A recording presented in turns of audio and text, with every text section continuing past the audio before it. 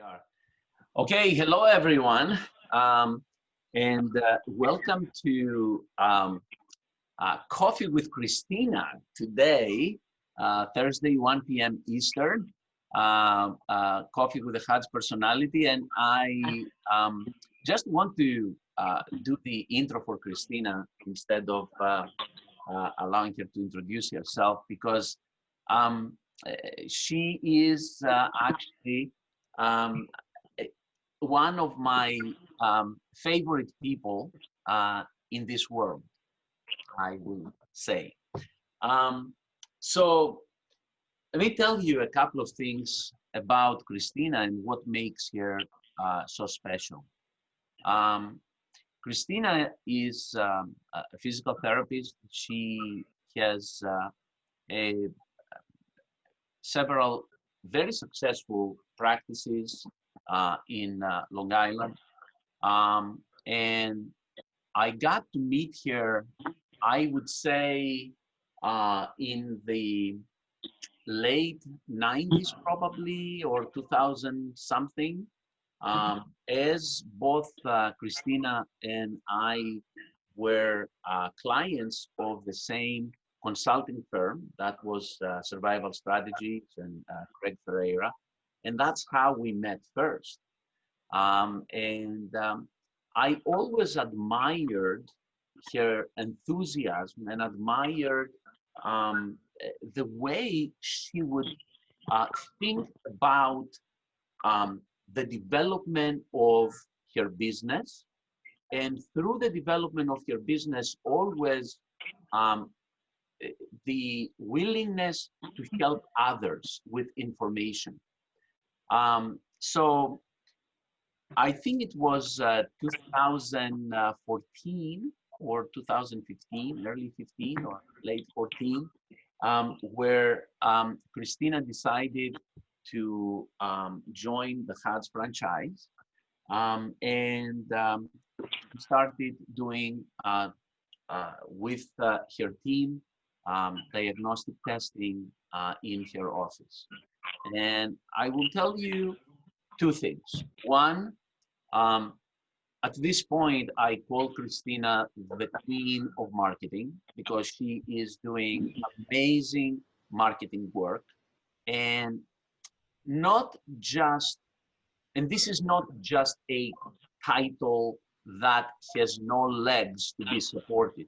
Okay, so that you know, Christina brought into her office for the month of June, where many practices were struggling, over 80, 85 patients just for diagnostic testing. Not even for PT, just for diagnostic testing, on top of what she got for PT.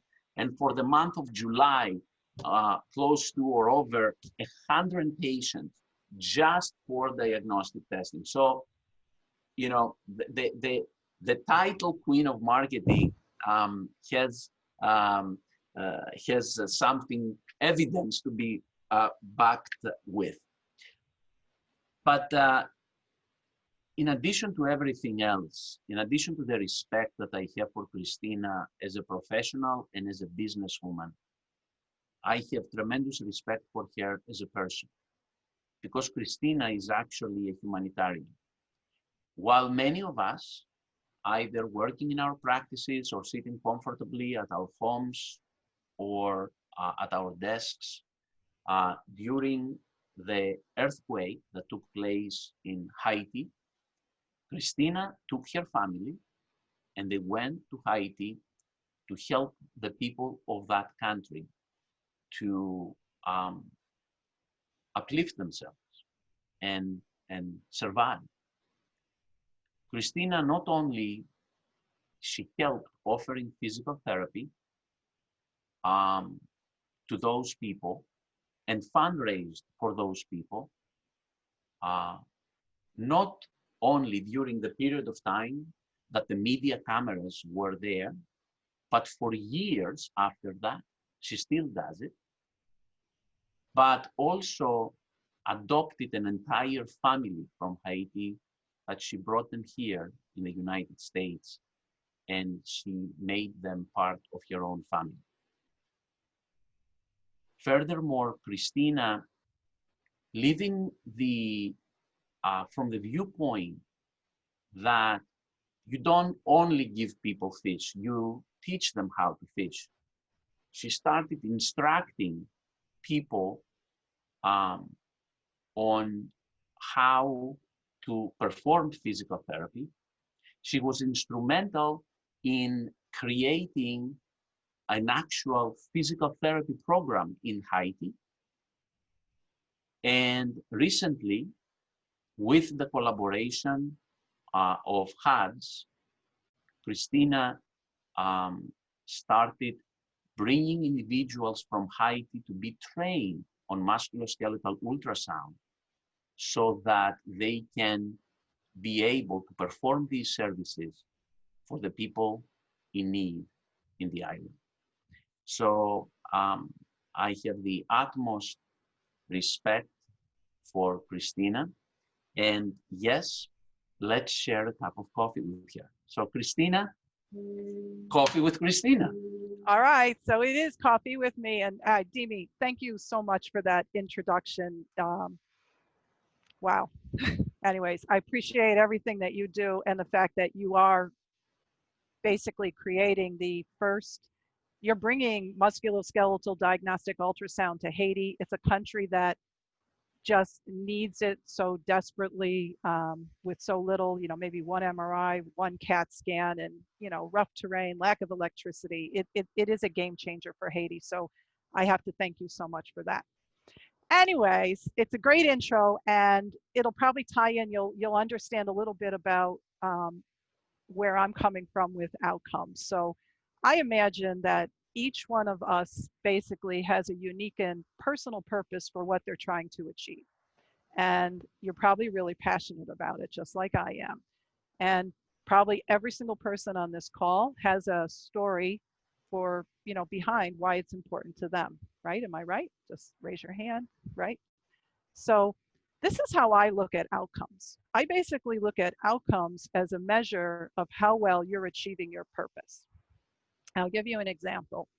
At Panetta, our purpose is to help active Long Islanders get out of pain and back to normal naturally. And we want to do this without unnecessary medications, injections, or surgery. Now, there's a reason why I wanted to talk a little bit about the reason why did I pick active?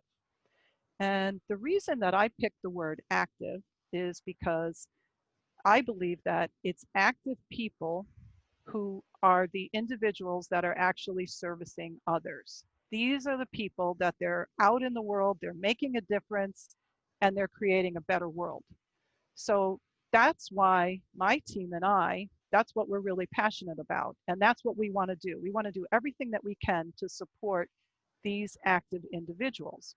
And if you kind of think about it, if a person has pain or a loss of function or an injury, it could limit their potential. And then if it limits their potential, we don't really have any idea on how that could limit their impact on the world.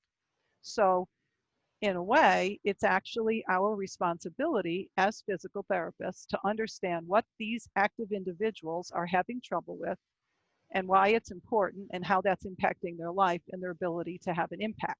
So the cool thing in physical therapy is, and I think all physical therapists probably say this, is that we do have the ability to touch a person's life, and we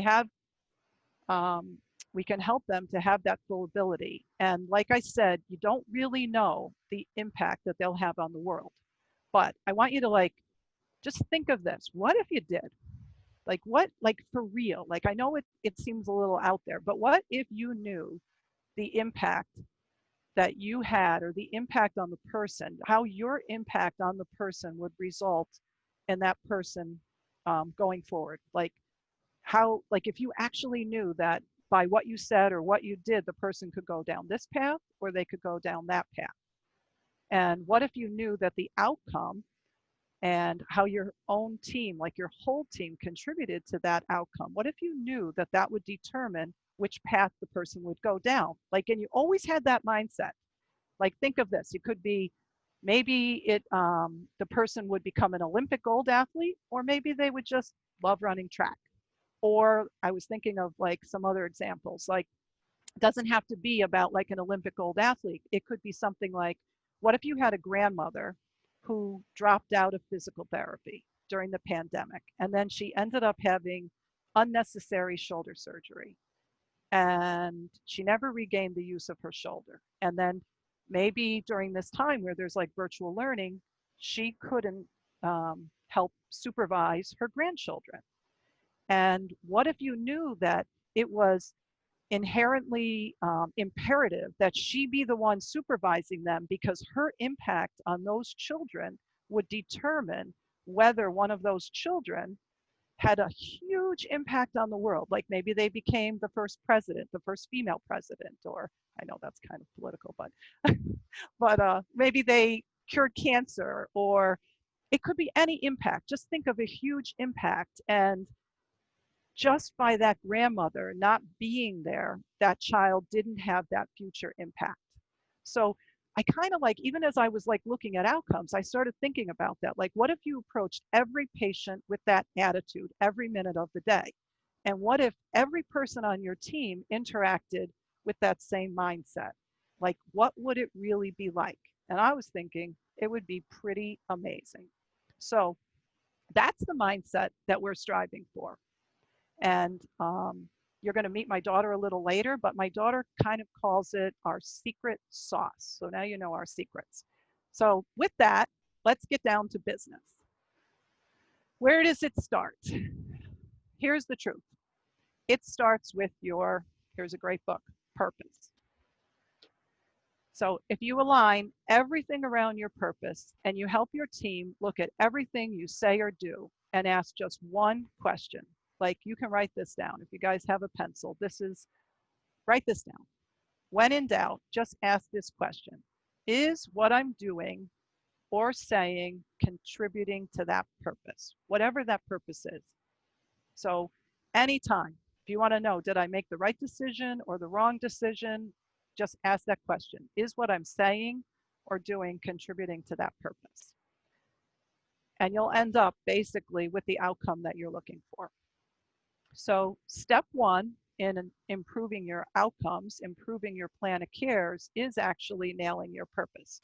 So I thought if we could maybe unmute a couple of people, or if you just want to type in chat, I would love to hear what some of your purposes are, if anybody wants to share.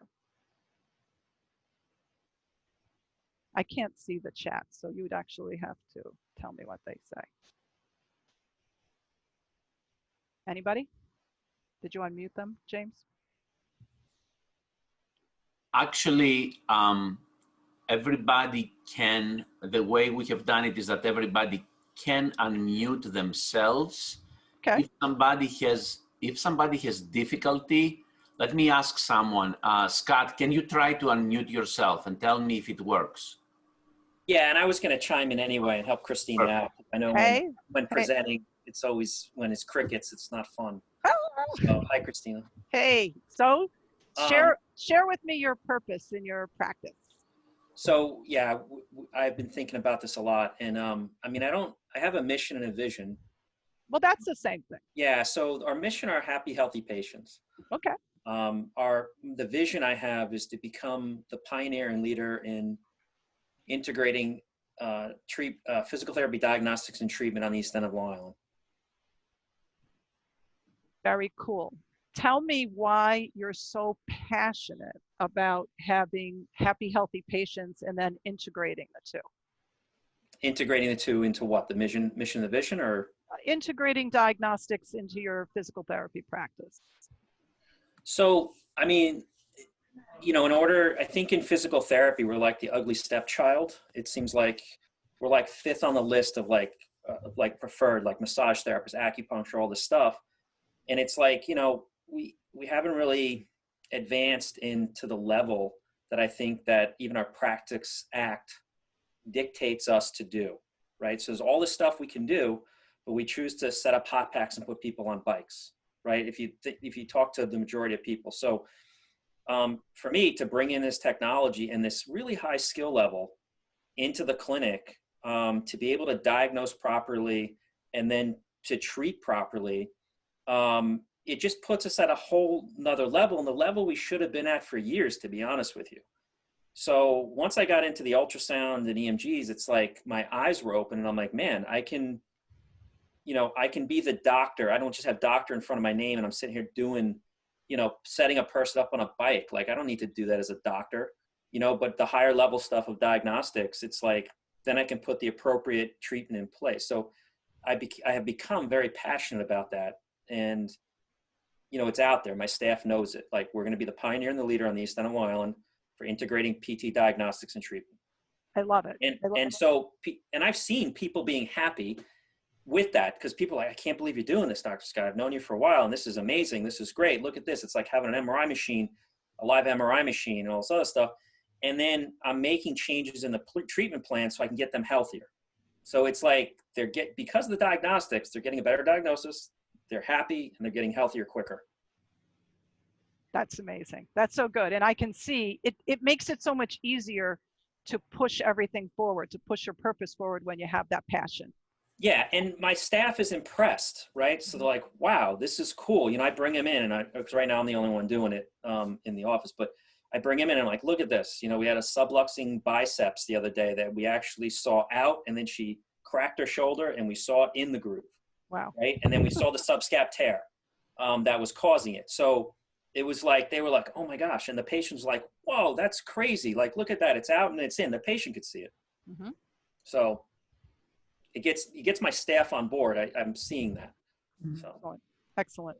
So I hope that's a good purpose. I don't know. No, I think that's great. And I like the reason why, the passion behind it. So anybody else want to share?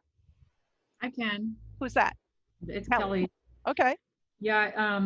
And so we've got incoming staff. COVID has actually helped our clinic because people are willing to lock in, and I'm moving from contractors to permanent. So it's very exciting. But to Scott's point, I mean, it's the same process. And so anyway, my only point in saying that is we just redid our policies and procedures manual to get it up to date, using actually Paychex HR Essentials. Thank you, Demi, for getting us in touch with them.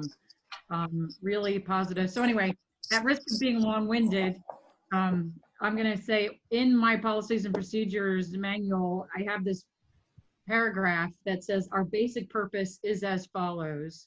So to your question, and those of you who know me know I'm kind of long-winded, so here it is. Our basic purpose is as follows. The guiding principle and vision for Optimum, that's my business name, for Optimum's existence is to provide personalized, highly qualified, skilled physical therapy, diagnostic, and wellness services to the community of Ketchikan, treating each person as a whole, unique, and complete individual while fostering independence, imparting knowledge through education and training opportunities and skill development, fostering client understanding and personal ownership for their enhanced health and well-being. Excellent. So, I mean, it's like, it's so huge. You know what I mean? It's like, anyway.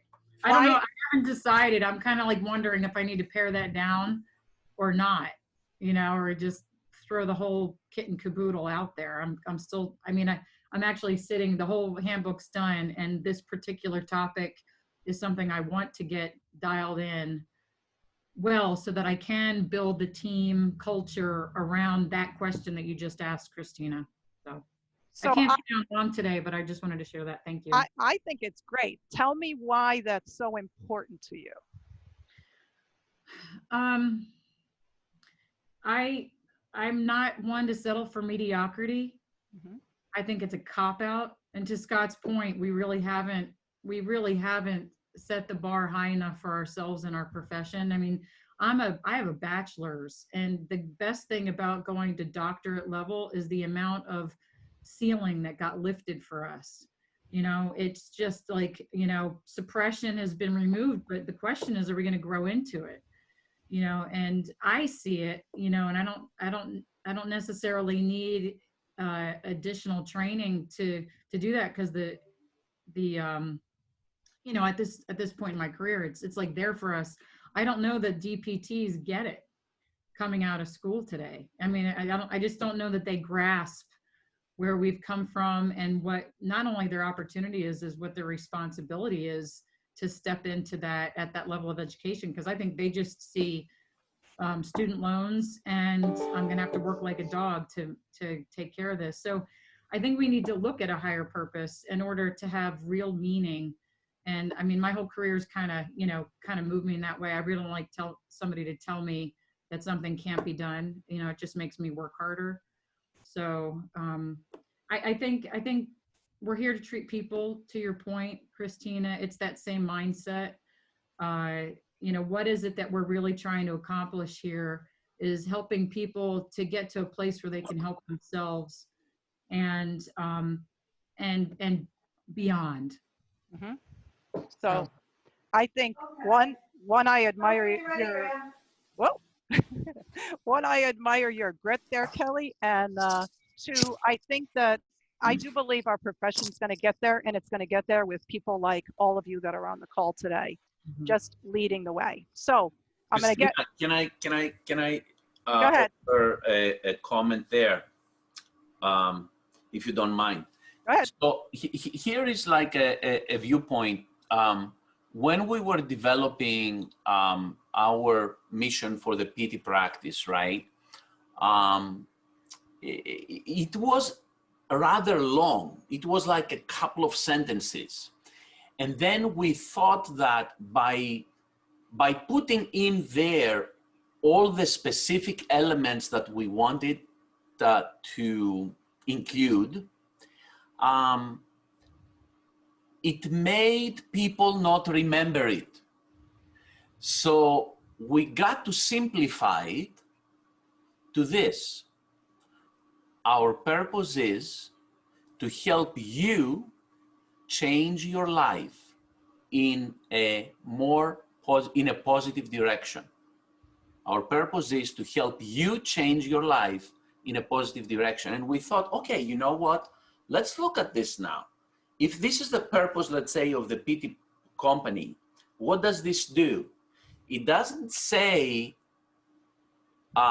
we change your life, right?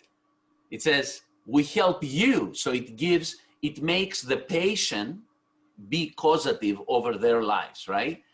It's short enough to be remembered, and it can be even more general, because if you think about this, through our organization and with what we do we also help our staff members to change their lives in a more positive direction? Yes, so it's applicable there too. And it can be kind of a little bit even more generalized. So just a little opinion here from my side.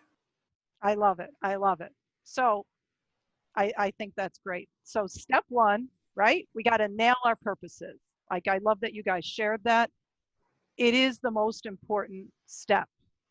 Step two, so you got your purpose, you know what it is. Step two, you got to get the message out.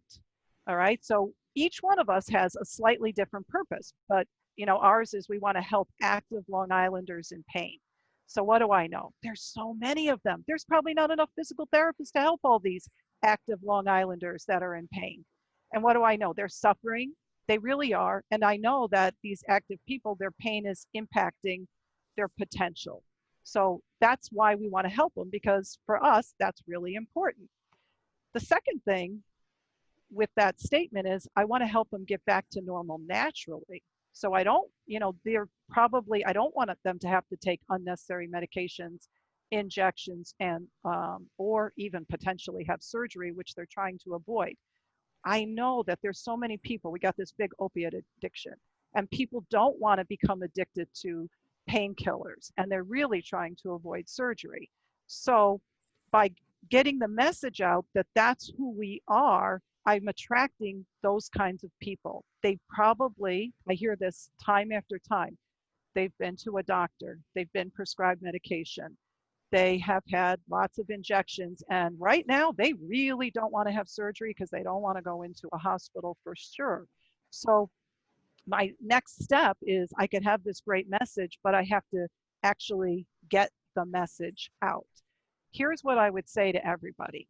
go direct to the public, because the public, when they don't get the answers they want, what are they doing? We're in this really good information age. So the public right now, they're out on the internet and they're looking like crazy. And the problem with the internet is there's so much misinformation. So it's like we have to all put ourselves out there. Every single, like Kelly said, every single physical therapist, just get yourself out on the internet.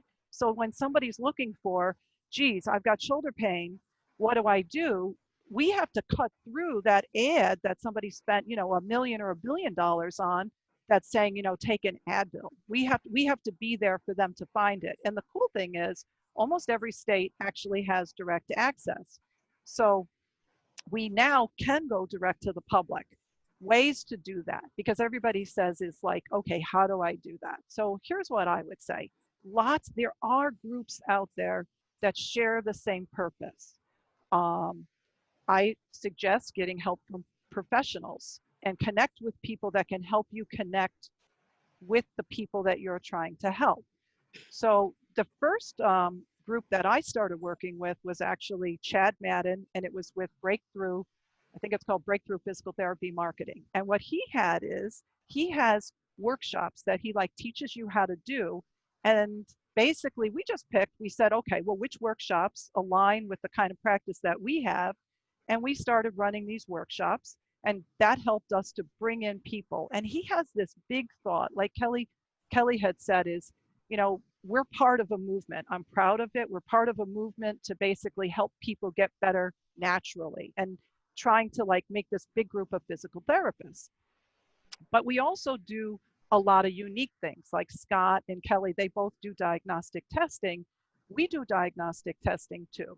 So we can do EMGs and NCVs, you guys have probably heard of that, and we can do diagnostic muscular ultrasound. So we felt like, okay, we want to reach those people. So we started working with this other professional. His name is Edric Chang from Medical Patient Referrals. And what he does is he runs all of our custom programs, and that helps us to connect up with people who are looking for that kind of care.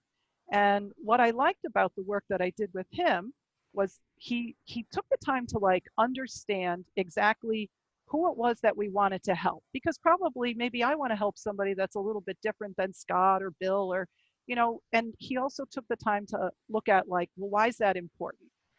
And I'll give you an example. Demi already talked about this, but I'll share a little bit more. So all of us went through the pandemic, and at one point I think our practice was down to like 30%. And you know, that was pretty low. And then what we did was we started doing tele-PT or telemedicine. And we got our practice up to about, I want to say maybe 50% of what it initially was doing, but 40% of the practice was being done through tele-PT. So like, that was like crazy. So we had to do, you know, at that point, that's when I started thinking about like, okay, we got our PPP loan. Like a lot of people got that loan, and I brought back my staff, and I wanted my staff to have something, you know, people to work with. So I was like, well, how do I get people back into the office? So that's when we started this whole campaign of looking for active people. So they're active. Because what were people doing during the pandemic? They were just outside, you know, doing yard work, fixing up their houses, ordering things from Amazon. They were doing all of those kinds of things. And they were starting to have injuries. But what I did find was, although we were working, because we were essential, our physicians a lot of times weren't even open. The primary care doctors sometimes weren't open. The orthopedic surgeons, they really weren't open. So the patients were really at a loss, and they didn't want to go anywhere where there were sick people. So we came up with this idea of like, well, why don't we go after active people who have something that we're really good at helping, shoulder pain, and invite them in and share with them about how we can use the diagnostic ultrasound so they don't have to go somewhere else to get a test. And so what we did was we found people that were not quite as scared. They weren't like just, they weren't afraid to like leave their house. And like Demi said, in the month of June, I think I actually looked at my numbers. I have that, let me look here. What was my numbers? We were 209 evaluations across our 3 offices, and 85 of them were because of the diagnostic ultrasound. So amazing thing was it did so many things. It didn't just, fill our schedule, it filled a need. People in the community who couldn't do what they wanted to do, now they could come to us and we could take a look and see what was going on and find out like why that was happening. The other thing that it did was it helped me with my team. It was a very narrow type of group of patients. So every week when we did our training, we made sure that we were going over like, okay, let's make sure that we are top notch at looking at shoulders. Let's make sure we know how to interpret this with our diagnostic ultrasound. Let's make sure that we can figure out what's causing that shoulder pain, because there's probably some underlying cause. It wasn't like, there's something else going on. Maybe it's a neck problem, or, like what we found is sometimes a person had shoulder pain, but their shoulder was completely fine. And they really had a neck problem. And so then we could use an EMG to look at their neck. So it brought our whole team together. And the second thing that we did with that was, I think it worked so good that the next month we were like, well, what else do we love to work with? Like, I just started talking to the staff and they're like, what about knees? So we put everybody through the ultrasound training for the knees, and we then expanded and we launched our knee campaign. So the same thing. A lot of the elderly and the sick, they don't want to leave their house, but we wanted to bring patients into the office. So what we did was we launched our knee campaign and we started bringing people in for the knee, and we did even better with that. We had 100 people that came in from our ultrasound knee campaign that Edric had helped us with. And these people, I think we had actually upped our total number of evals. It was like 100 out of 300 new evaluations. And I felt like finally all of our, our therapists were full and the office was bustling, and people, it really impacted how they could go and live their lives on the outside. So let me see where I'm going with this. So I feel like that's like step 2. Step 1 is you have to have your purpose. Step 2 is you have to have you got to find where those people are. You have to like get your message out, right? And then you have to find those people. Step 3, I actually think that step 3, honestly, because step 2, you can get help from professionals. Step 3, hardest step in the world. Make contact with your group. Right? So just think about that. So you have this great message, you got all these people that know about what it is that you do.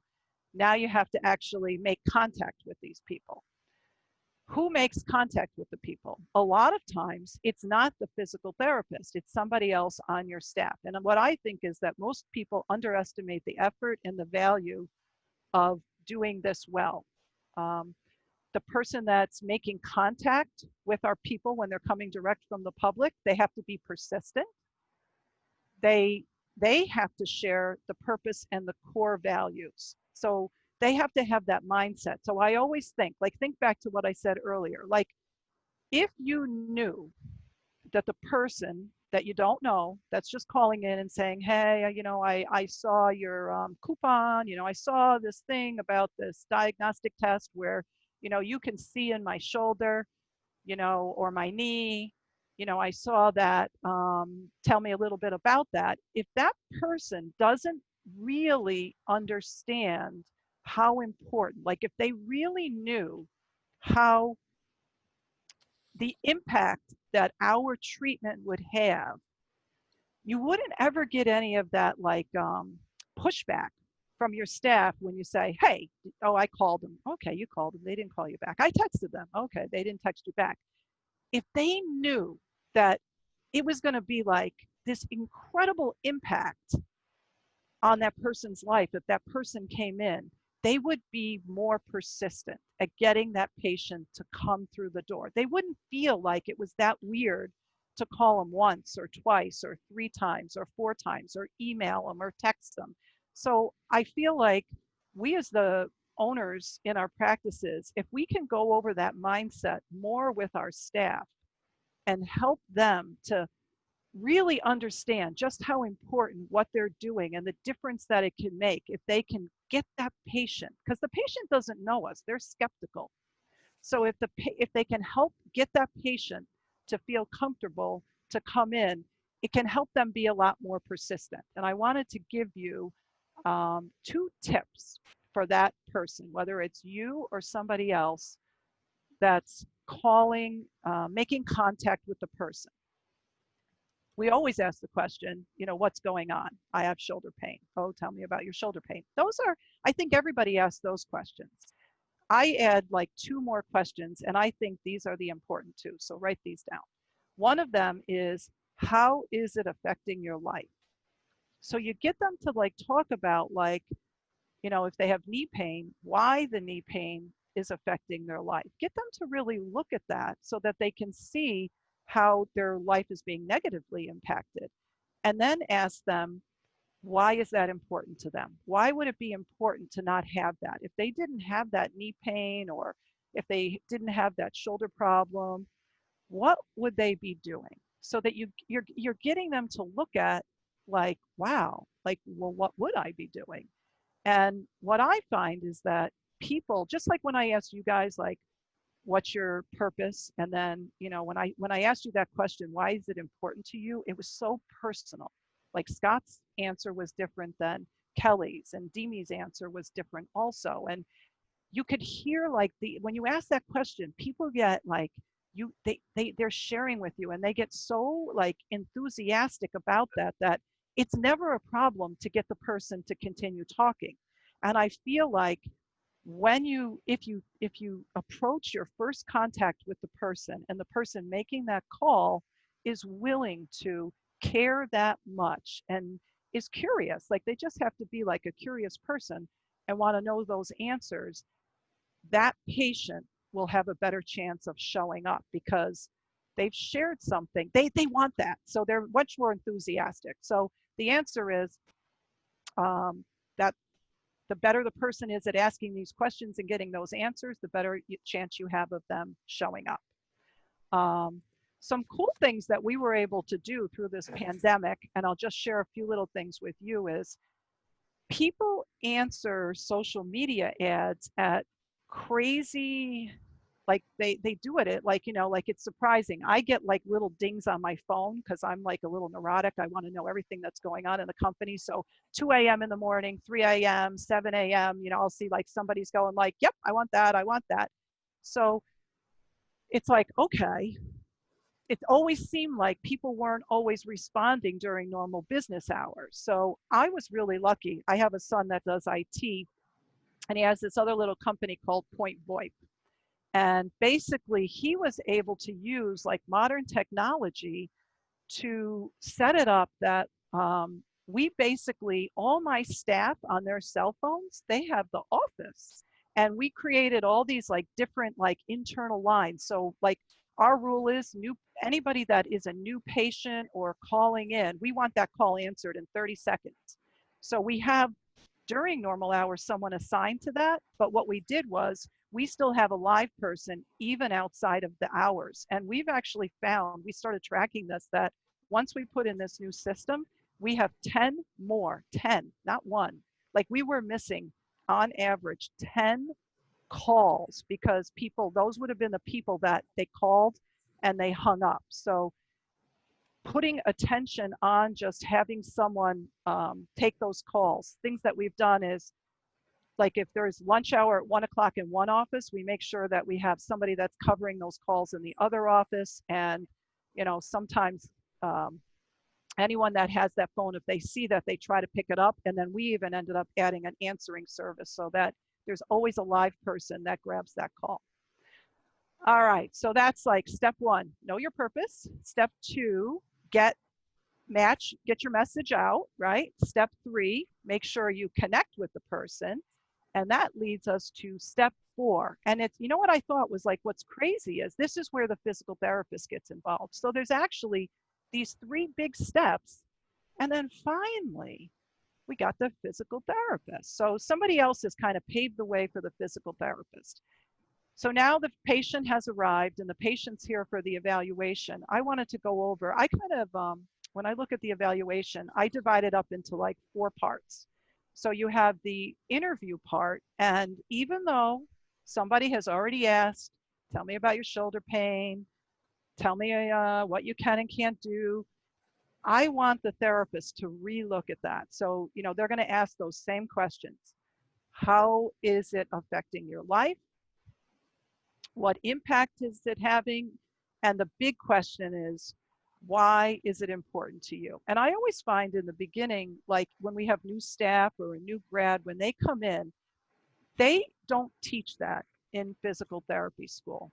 And some of them even feel like, well, geez, isn't that getting like a little like, too personal and stuff like that? But I don't think that it is, because I think that when you understand why it's important for a person and what they could do if they didn't have this problem, it helps you better create your plan, and it helps you better support that person in whatever way. Maybe you have to be more naggy with them or whatever you have to be to get them through their program. But those 2 questions are really important.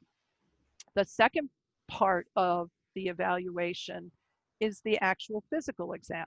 Honestly, that's the easy part. But I wanted to share 2 things that I felt have helped us in this part. One is we put all of our staff, we 2 big things that we include in this part is we do what we call test, treat, retest. And we learned that from Dr. Dan Neff. He does our manual therapy training with our staff. The key being is that patients, a lot of times they go to physical therapy and they don't recognize that the physical therapy is what's actually having the impact on the patient. So being really strict about, I'm going to test something, I'm going to treat something, and I'm going to retest it. And I'm going to get that patient to see that what I did actually made a difference. And then we made it a rule in our practice that even during the eval, we have to have what we call it a 5-minute miracle. So the person comes in with a shoulder problem. We look at their shoulder, we see that they don't have a lot of space, and maybe their first rib is elevated. So they have this inflammation and irritation to their rotator cuff tendon, but the real problem is that they have this elevated first rib. So we want to make sure that, one, we show that, that we actually do something about that at the visit. We depress, the rib, and we have them, maybe we had to move the arm, we do a little depression of the rib, and then they can move the arm more. That's what we call like our little 5-minute miracle. We want the patient to see that there's something that we can do that's going to make a difference in their treatment. So that's during the exam, which everybody comes out of school knowing how to do a good exam, making sure that they're also doing a little miracle. We don't ever even start the exam until we got the answer to the question in the first part, which is, why is it important to them? Yeah, and what I found, and I've been guilty of it many, many times, I'm preoccupied, I'm running a shopping list in my head or thinking about all the things I have to do. When I skimp on that, it always backfires. That's the patient that at the end goes, oh, that was great, but I think I'm busy right now, or something like that. So I try to always look at that. So we got the first part is the interview. The second part is the exam. The third part, we don't do the diagnostic ultrasound until after we've done the exam, because we want to find out like what's going on, what's the underlying problem. And then all we're doing with the diagnostic ultrasound is, we're going, okay, yep, I see that. I see your tendons irritated. But like we said, the reason it's irritated is because of what's going on somewhere else. So constantly educating the patient, but doing it in a really layman's term. And the fourth part of the exam, I am going to bring on and introduce my daughter. So Dr. Christina Panetta Young, she's actually has her doctorate in physical therapy. She's a certified orthopedic manual therapist, and she is also, I'm proud to say, highly trained and able to perform both EMGs, NCVs, and diagnostic ultrasound. And what I wanted to have her share with you is we created a 1-page tool. It's not part of, we don't consider it part of the medical record, but it's a 1-page piece of paper.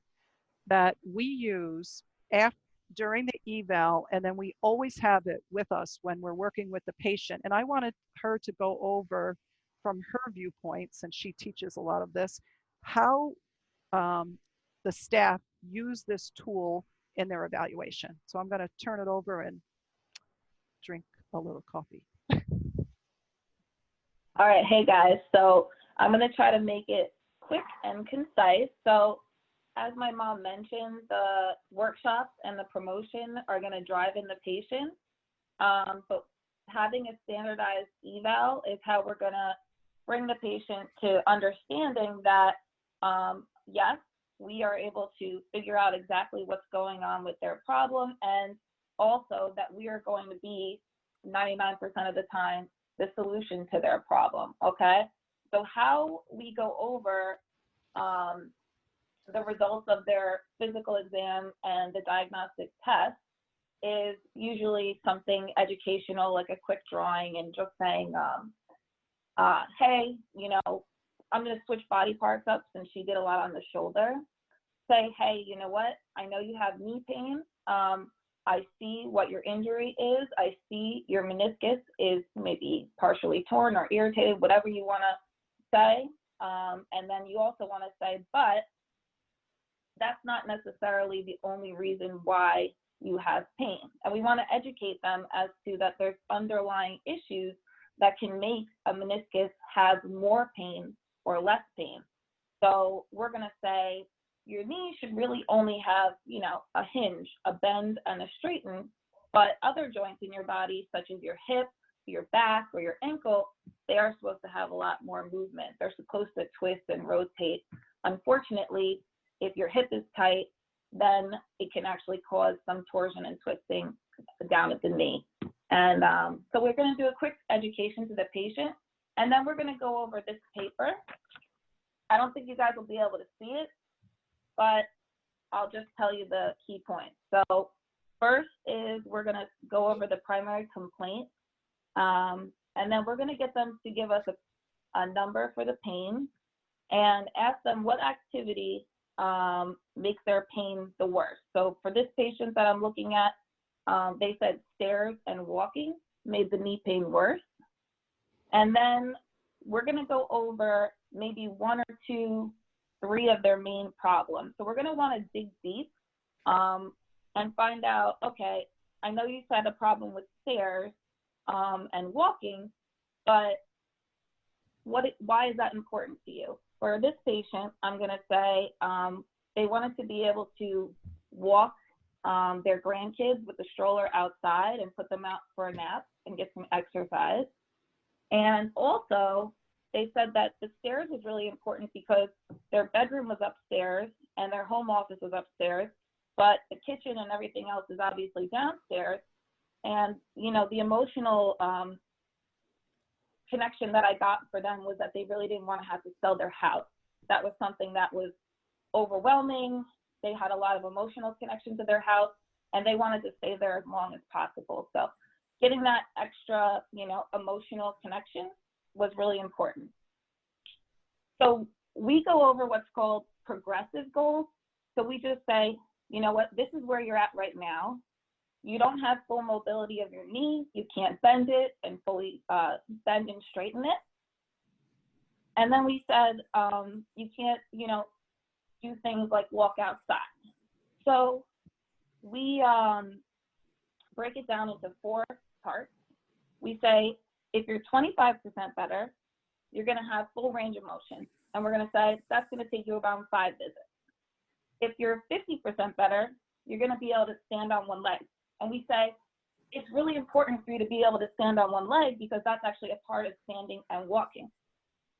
And we said that's going to take you another 5 visits. For 75%, we said step up and down a 6-inch step 20 times. And then for 100%, we said you're going to be able to walk outside for 30 minutes. So all in all, we said it's going to take you 20 minutes. We said we suggest 3 days a week for 7 weeks, and we walk them up to the front. And that's it. And then we go over it with the person at the front, and we say, so-and-so needs to book for 3 days a week for 7 weeks for a total of 20 visits. Thank you.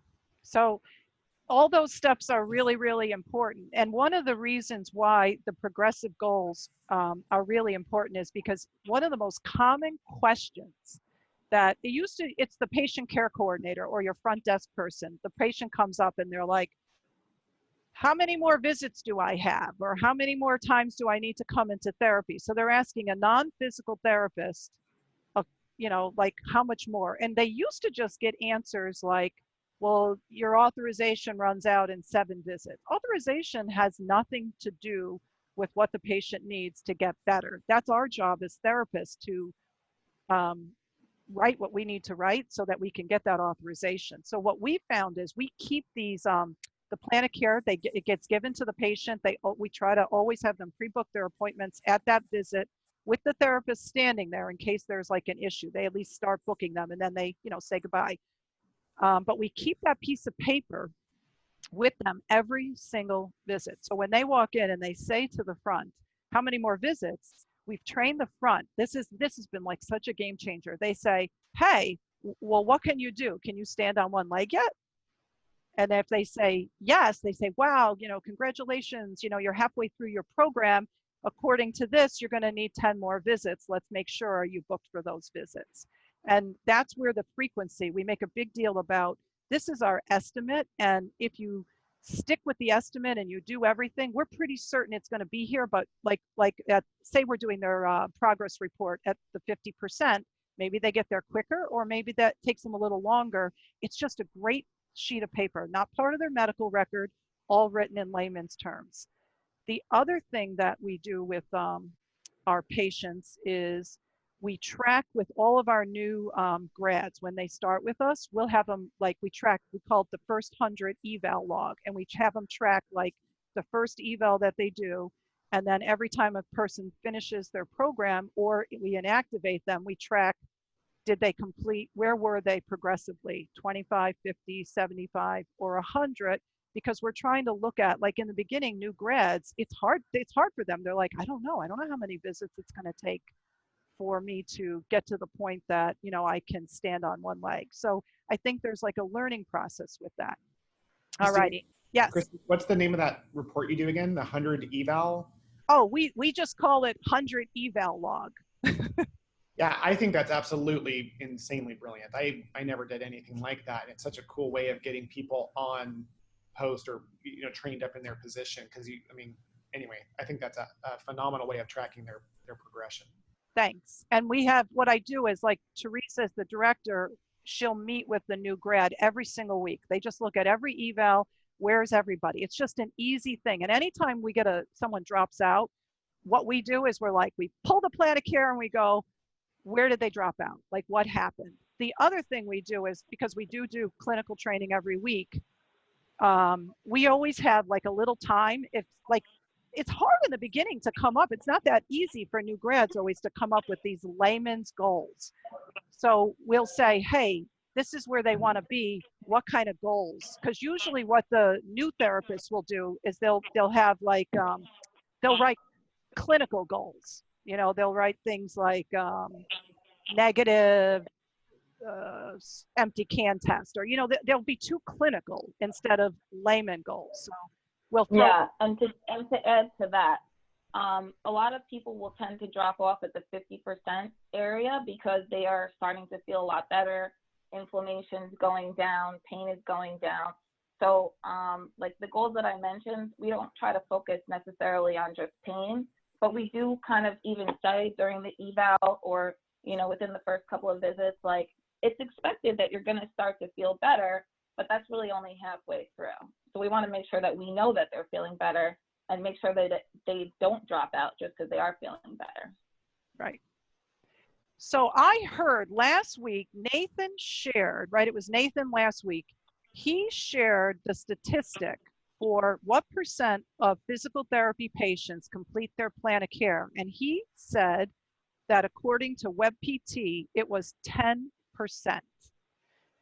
Now, I had heard in a previous workshop that it was somewhere between 20 and 30, which whether it's 10 or 20 or 30, to me, that is, if you were to say, like Kelly had mentioned earlier, like, do people understand what physical therapy is? The only way that people are going to recognize that what physical therapy is and how we're going to become the #1 choice for musculoskeletal problems is getting people through their plan of cares. Everything I shared with you is kind of a brief, that's how we do it, how we measure it. The boring part, but the most important part. It's so easy. This is what we do. Every week, you have your active patients, and then you have your who you're inactivating from your active list of people that are booking. Every therapist basically logs, we call it our inactivation log. So they log the name of the person, and there's only 3 reasons that we inactivate them. #1 is the reason we want. We inactivate them because they completed their plan of care. And how we define, we're really, really strict and how we define a plan of care completed. 1, they achieved their goals. 2, they physically wrote a handwritten success story. We have a whole system for how we get that done, but the patient in their own words, the therapist basically says, okay, today's your last visit. And they pull out the plan of care. When you came in, this is what was going on, and let's talk about where you are now. But then eventually they hand the patient a piece of paper. Patient writes in their own handwriting their experience and how they went from, before to after. And then we take a picture with the patient. That, in our office, that's a completed plan of care. That's a patient that knows, you know what, it was physical therapy. This is where I was. This is where I am. And they're usually writing their, all these great things. They're naming every person in the staff. We take silly pictures, it's fun. So that's like completed plan of care. That's one category. We want everybody to be in that category. Second category we created is discharge with communication. Basically, it's discharge with an excuse. It could be legitimate. They were discharged because their mother got sick and they had to fly to Florida. That still is not a completed plan of care, but there's an explanation. It could be they're discharged because they got really busy at work. That's even more of an excuse. It just means that they didn't see the value of what we were doing over the value of working. Could be legitimate, but it's at least I look and say, at least there's communication, versus the third category, which we call dropout. They just fell off the face of the earth. They're not returning our phone calls. We're like, what happened? And so what we do in our inactivation log is we have the date, the name of the patient, the date that they started, what the frequency that was recommended. We have the date that they ended. So then what we look at is how many visits they came in for, and what did the frequency end up being? Like, did they average twice a week, 3 times a week, or 1 time a week?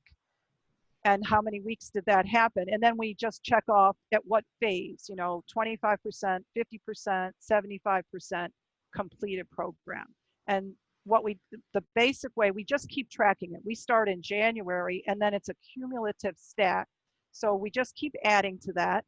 And when I meet with a therapist, which I personally do once a quarter, I meet with every therapist, I look at that stat and I look at, is that stat getting better? Especially with our newer grads, is it getting better? And following what we've been doing, I have some of my really, really good therapists, they're 80% or higher, because that's what I'm shooting for. And I have heard of practices that are at 90%. But using our inactivation log, I might have a new grad that starts at 30%.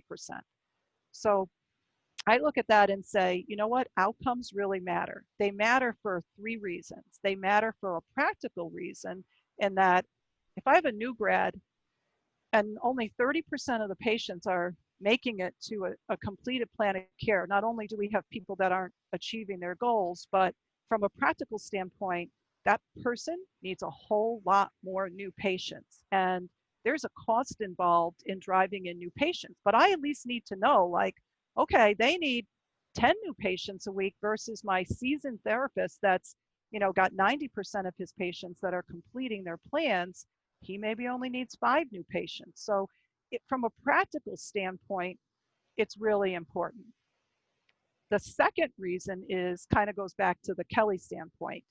If we want physical therapy to be the first choice for musculoskeletal care, then all of us, everyone on this call, all the physical therapists out there, we have to do our part to help our patients achieve their goals and complete their care, and recognize that it actually was physical therapy that caused it. So that's where I think that test, treat, retest, and people recognizing the fact that it's physical therapy.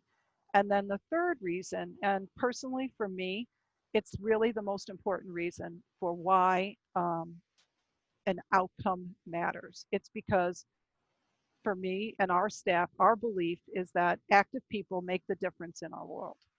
And we basically want to help these people. And we never want to miss out on any opportunity through, think of it like the ripple effect, to be part of an amazing impact that this one person could have on another person or on the world around them. So thanks for having coffee with me. And I want to remind you that next week, see that?